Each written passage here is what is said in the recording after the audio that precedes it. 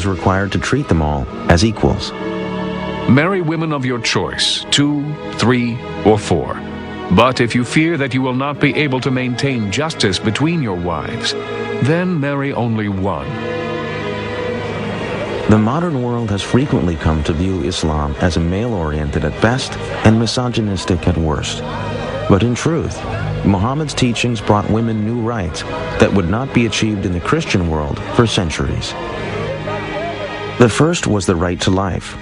The Quran forbade the practice of female infanticide, which had been common in early Arabia. Women were also given the right to an education, to be duly educated as men were, to inherit, which meant that they could buy and sell property, which again would mean that they would have to undertake business transactions.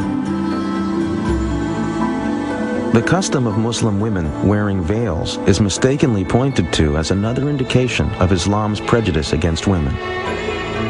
The emancipation of women was a project that was very dear to the Prophet's heart. There is nothing in the Quran about all women having to be veiled or secluded in a separate part of the house. This is a practice that the Muslims picked up 3 or 4 generations after the death of the Prophet. I feel that being a contemporary educated woman is far more in line with what the Prophet would have aspired for a woman than what we've seen maybe throughout recent Islamic history. Muhammad had achieved enormous success. His followers had grown in less than 20 years from a handful to thousands of converts. But he could not complete his mission so long as the holy site of the Kaaba remained home to idols. In January of the year 630, Muhammad set out for Mecca at the head of an army of 10,000. As the Muslims approached the holy city, Meccan people made no attempt to resist. It was clear that the old gods of the Quraysh were powerless in the face of Islam. The Prophet had no desire for blood. He issued an amnesty as a symbol of his wish to unite all people as the children of one God. The only victims he sought remained sitting in the Kaaba. The Prophet entered the holy structure and proceeded to lead the destruction of all 365 idols as he recited the verse, "The truth has arrived and vanquished falsehood." Muhammad had validated his vision and proclaimed to the world the force and vitality of Islam. By the time of his death, June 632, the Prophet had brought peace to Arabia. He had transformed a religion of many gods into a powerful monotheism based on a moral and ethical guide for daily living. But Muhammad's death was actually the birth of the great age of Islam. Within 100 years, the words of the Prophet spread from Arabia to the world. As Arab culture mixed with Greek and Byzantine learning, an era of Islamic enlightenment brought enormous advances in mathematics, astronomy, medicine, literature, and architecture. Who would have thought, today, let alone then, that a man who is described as born an orphan into a divided Arabian society, illiterate, a caravan manager, would create a religious tradition that within 100 years of his death, its physical presence would spill out of Arabia, go all the way to North Africa and all the way over to India. And he always warned his followers not to make him into a Jesus, not ever to say that he was divine. He was just an ordinary man, he said. The fact that he led what we might call a normal life, I think, makes him very appealing to many Muslims, to most Muslims perhaps. That he married, that he had children.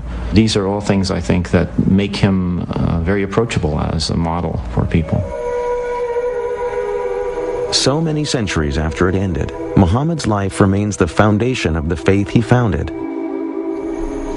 Today, it is the fastest growing religion on earth. As these worshippers respond to the ancient call for prayer, each looks to the Prophet's example to provide peace and serenity in their daily lives. The ancient Kaaba remains in Mecca, and millions of pilgrims arrive each year to retrace the footsteps of the Prophet. The site of Muhammad's ascension on his winged creature to meet God is today the Mosque of the Dome of the Rock in Jerusalem.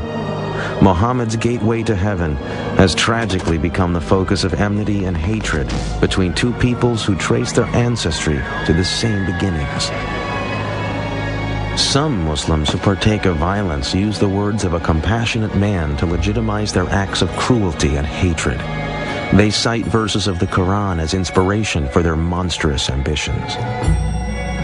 Since September the 11th, we've heard Osama bin Laden reciting some really blood-curdling verses from the Quran.